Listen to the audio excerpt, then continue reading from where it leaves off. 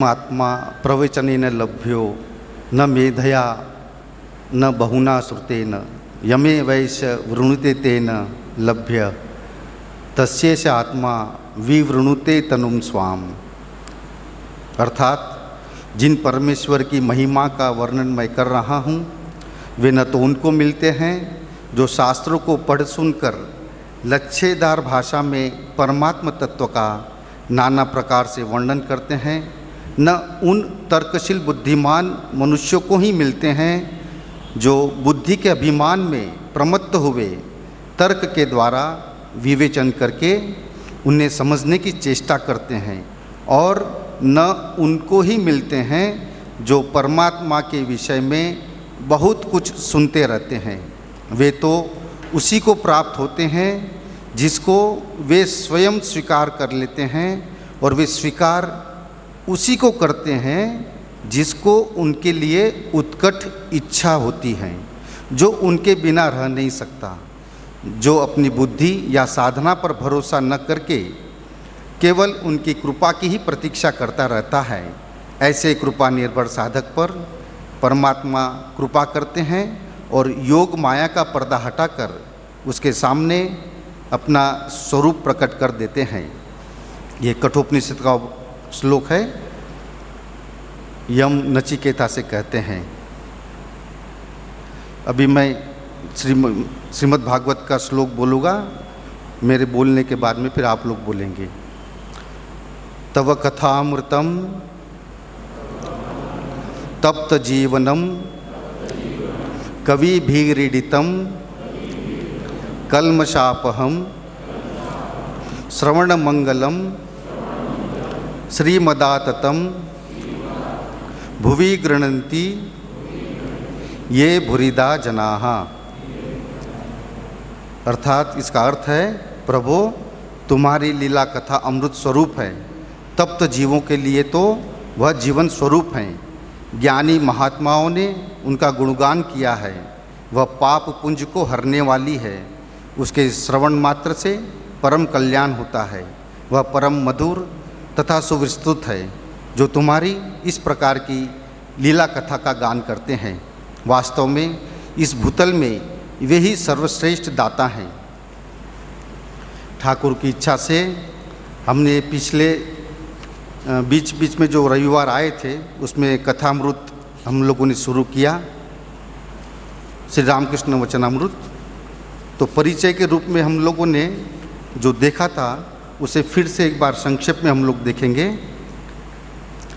कि वचनामृत में जैसे शास्त्र में पुनरुक्ति होती है कि एक ही बात को बार बार कहते हैं।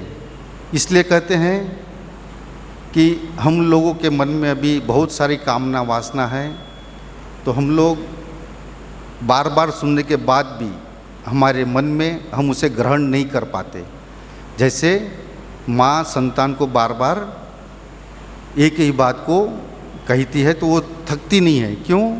जानती है कि मैं अगर बार बार उपदेश दूंगी तो लड़के का संतान का कल्याण होगा।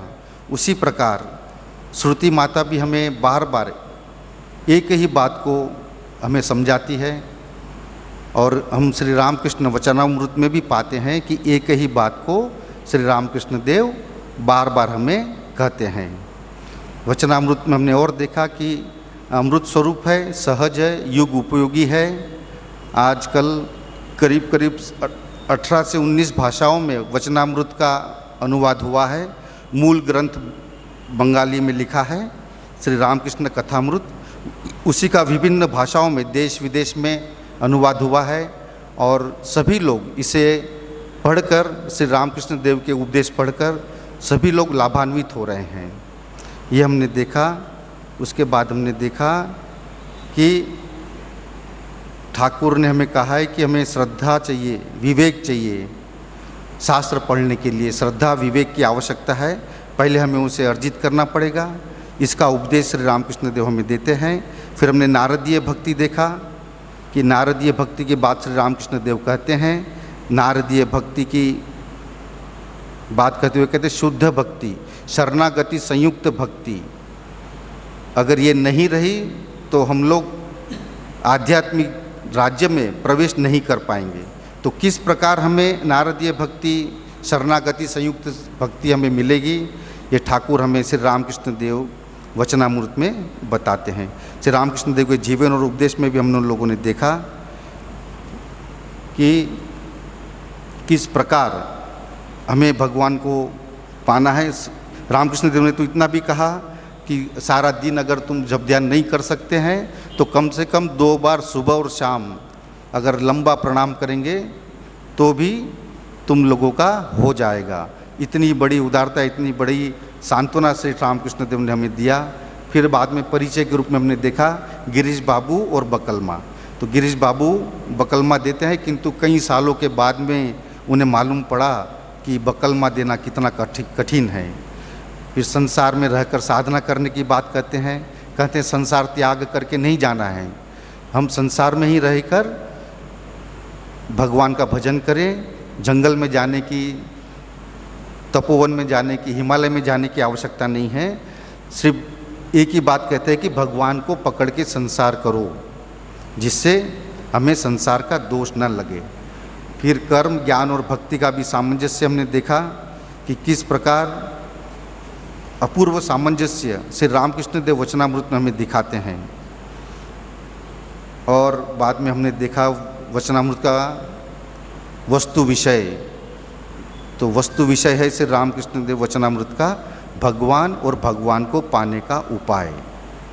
और फिर हमने तप्त जीवन, ये श्लोक का हमने विस्तृत एक अर्थ देखा था।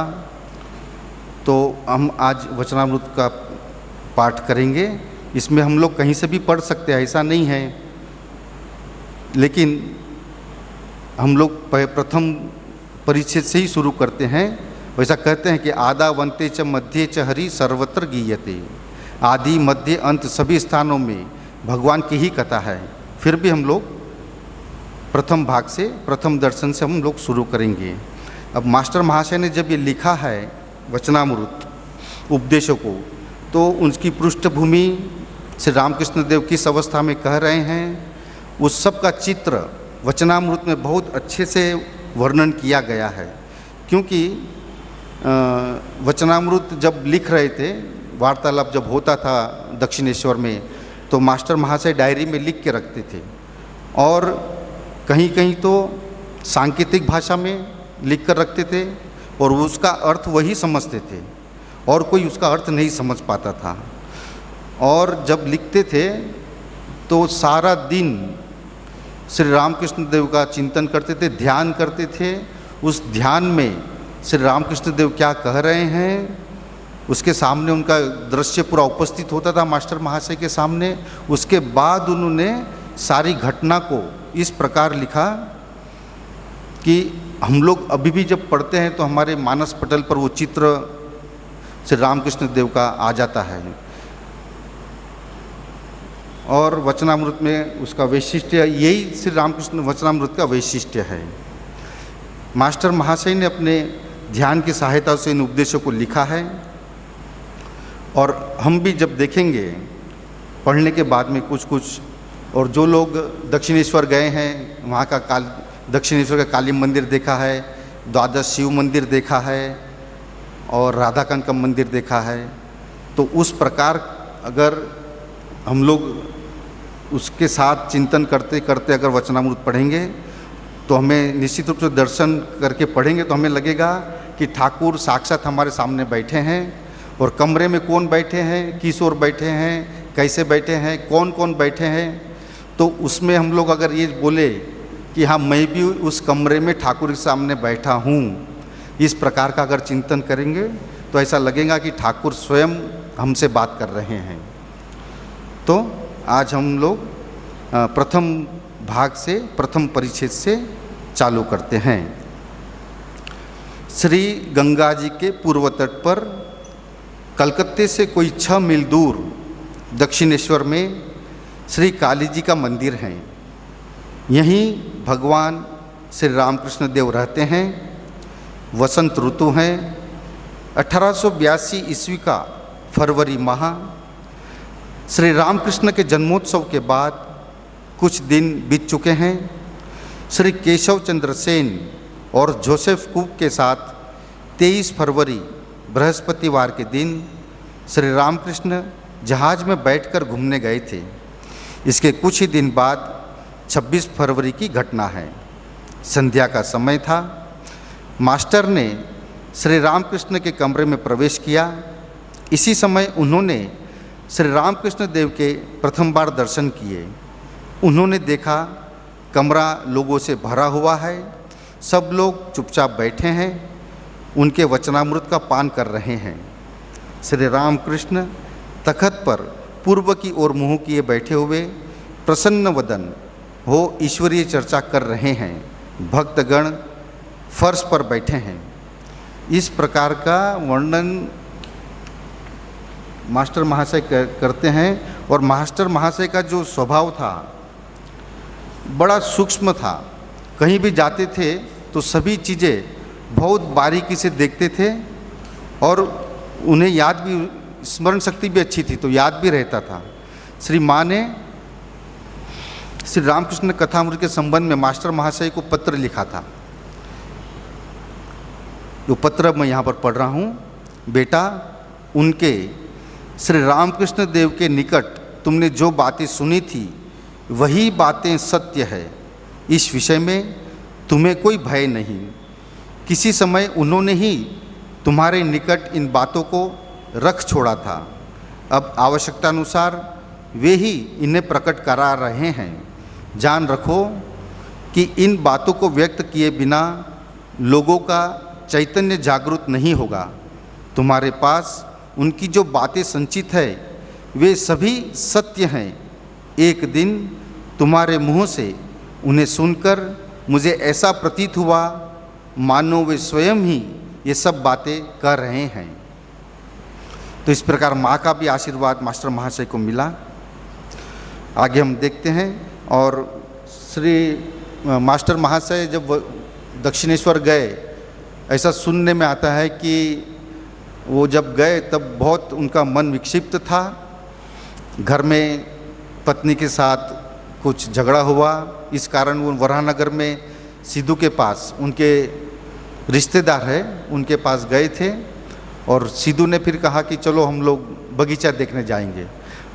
ऐसा कोई श्री रामकृष्ण देव से मिलने जा रहे हैं, ऐसा कुछ उनका उद्देश्य नहीं था। उनका उद्देश्य था कि चलो बगीचे में जाएंगे, घूम कर आएंगे। तो जब आते हैं तो देखते हैं कि किस प्रकार श्री रामकृष्ण देव अपने कमरे में सभी भक्तों से बातें कर रहे हैं। आगे मैं पढ़ रहा हूँ। कर्म त्याग कब होता है? मास्टर खड़े खड़े आश्चर्य मुग्ध होकर देखने लगे। उन्हें ऐसा प्रतीत हुआ मानो साक्षात शुकदेव भगवत प्रसंग कर रहे हैं। उस स्थान पर सभी तीर्थों का समागम हुआ है, अथवा मानो श्री चैतन्य देव पूरी धाम में रामानंद स्वरूप आदि भक्तों के साथ बैठकर भगवान का नाम गुणगान कर रहे हैं। श्री रामकृष्ण कह रहे थे, जब एक बार हरि नाम या राम नाम लेते ही रोमांच होता है, आंसुओं की धारा बहने लगती है, तब निश्चित समझो कि संध्या आदि कर्मों की आवश्यकता नहीं रह जाती। तब कर्म त्याग का अधिकार पैदा हो जाता है। कर्म आप ही छूट जाते हैं। उस अवस्था में राम नाम, हरि नाम या केवल ओमकार का जप करना ही पर्याप्त है। आपने फिर कहा, संध्या वंदन का लय गायत्री में होता है और गायत्री का ओमकार में। मास्टर सिद्धू के साथ वराहनगर से निकलकर एक बाग से दूसरे बाग में घूमते हुए यहाँ आ पहुँचे थे। रविवार का दिन था, छुट्टी थी, इसलिए घूमने निकले थे। थोड़ी देर पहले ही श्री प्रसन्न बनर्जी के बाग में घूम रहे थे। उस समय सिद्धू ने कहा, गंगा जी के किनारे एक सुंदर बगीचा है, देखने चलिएगा। वहाँ एक परमहंस रहा करते हैं। बगीचे में सामने वाले फाटक में प्रवेश कर मास्टर और सिद्धू सीधे श्री रामकृष्ण देव के कमरे में आए। मास्टर विस्मित होकर देखते हुए सोचने लगे, वाह कैसा सुंदर स्थान है, कितने अच्छे महात्मा हैं, कैसी सुंदर वाणी है। यहाँ से हिलने तक की इच्छा नहीं होती। थोड़ी देर बाद उन्होंने मन में विचार किया, एक बार देखाऊं कहाँ आया हूँ, फिर यहाँ आकर बैठूँगा। मास्टर सिद्धू के साथ कमरे के बाहर निकले। ठीक उसी समय आरती की मधुर ध्वनि आरंभ हुई। एक साथ घंटे, घड़ियाल, झांझ, मृदंग आदि बज उठे। उद्यान की दक्षिण सीमा से नौबत की मधुर ध्वनि गूंज उठी। वह ध्वनि मानो भागीरथी के वक्ष पर से संचार करती हुई कहीं दूर जाकर विलीन होने लगी। वसंत समीर पुष्पों की सुगंध लिए मंद मंद बह रहा था। चारों ओर ज्योत्सना छा गई। प्रकृति में सर्वत्र मानो देवताओं की आरती का आयोजन हो रहा था। 12 शिव मंदिर, श्री राधाकांत मंदिर और श्री भवतारिणी के मंदिर में आरती देखकर मास्टर को अत्यंत प्रसन्नता हुई। सिद्धू ने बताया, यह रासमणि का देवस्थान है। यहाँ देवताओं की नित्य पूजा से होती हैं। रोज कई लोग आते हैं। कई साधु संत ब्राह्मण भिखारी यहाँ प्रसाद पाते हैं। भवतारिणी के मंदिर से निकलकर दोनों बातचीत करते करते पक्के विस्तीर्ण आंगन पर से चलते हुए पुनः श्री रामकृष्ण के कमरे में आ पहुँचे। उन्होंने देखा कमरे का दरवाज़ा अब भिड़ा लिया गया है। कमरे के भीतर अभी धूप दिखाया गया है। मास्टर अंग्रेजी पढ़े लिखे आदमी हैं, सहसा घर में घुस न सकते थे। द्वार पर वृंदा कहारिन खड़ी थी। मास्टर ने पूछा, साधु महाराज क्या इस समय कमरे के भीतर हैं? उसने कहा, हाँ वे भीतर हैं। मास्टर पूछते हैं, ये यहाँ कब से हैं? वृंदा कहती हैं, ये बहुत दिनों से हैं। मास्टर, अच्छा तो पुस्तकें खूब पढ़ते होंगे। वृंदा, पुस्तकें? उनके मुंह में सब कुछ है। अब मास्टर वहाँ से पढ़े लिखे आदमी हैं, उनको ऐसा लगा कि ज्ञान प्राप्त करने के लिए बहुत सारे किताबें, पुस्तकें, शास्त्र पढ़ लिया तो ज्ञान हो जाएगा। तो ऐसी धारणा लेकर वो आए, सोच रहे थे। तो वृंदा ने बताया कि उन पुस्तकें तो नहीं पढ़ते हैं, उनके मुंह में सब कुछ है। मास्टर हाल ही में पढ़ाई लिखाई कर पूरा आए थे। श्री रामकृष्ण पुस्तकें नहीं पढ़ते, यह सुनकर उन्हें और भी आश्चर्य हुआ। मास्टर, अब तो ये संध्या वंदन करेंगे, क्या हम भीतर जा सकते हैं? एक बार खबर दे दो ना। वृंदा, तुम लोग जाते क्यों नहीं? जाओ भीतर बैठो। तब दोनों ने कमरे में प्रवेश किया। देखा कमरे में और कोई नहीं है। श्री रामकृष्ण अकेले तख्त पर बैठे हैं। कमरे में धूप की सुगंध भर रही हैं। सभी दरवाजे बंद हैं। मास्टर ने अंदर आते ही हाथ जोड़कर प्रणाम किया। श्री रामकृष्ण द्वारा बैठने की आज्ञा पाकर वे और सिद्धू फर्श पर बैठ गए। रामकृष्ण ने पूछा, कहाँ रहते हो, क्या करते हो, वराहनगर क्यों आए इत्यादि। मास्टर ने कुल परिचय दिया। ये देखने लगे कि श्री रामकृष्ण का मन बीच बीच में मानो दूसरी ओर खींच रहा है। उन्हें बाद में मालूम हुआ कि इसी को भाव कहते हैं। मानो कोई बंसी डालकर मछली पकड़ने बैठा है। जब मछली आकर कांटे में लगे, चारों ओर खाने लगती हैं, चारे को खाने लगती है और बंसी का शोला हिलने लगता है, उस समय वह आदमी किस प्रकार व्यस्त होकर बंसी को पकड़े हुए एकाग्र चित्त से शोले की ओर टक लगाकर देखने लगता है। किसी से बातचीत नहीं करता। यह भी ठीक उसी प्रकार का भाव था। बाद में मास्टर ने सुना और देखा कि संध्या के बाद श्री रामकृष्ण को इस प्रकार का भावांतर प्रायः प्रतिदिन हुआ करता है। कभी कभी तो वे पूरी तरह बाह्य ज्ञान शून्य हो जाते हैं। मास्टर, आप तो अब संध्या करेंगे, अब हम चलें? श्री रामकृष्ण भावस्थ, नहीं संध्या ऐसा कुछ नहीं। और कुछ देर बातचीत होने के बाद मास्टर ने प्रणाम किया और चलना चाहा। श्री रामकृष्ण ने कहा, फिर आना। मास्टर लौटते समय सोचने लगे, ये सौम्य दर्शन पुरुष कौन हैं? इनके पास फिर लौट जाने की इच्छा हो रही है। क्या बिना पुस्तकों के पढ़े भी मनुष्य महान बन सकता है? कितना आश्चर्य है। मुझे यहाँ फिर आने की इच्छा हो रही है।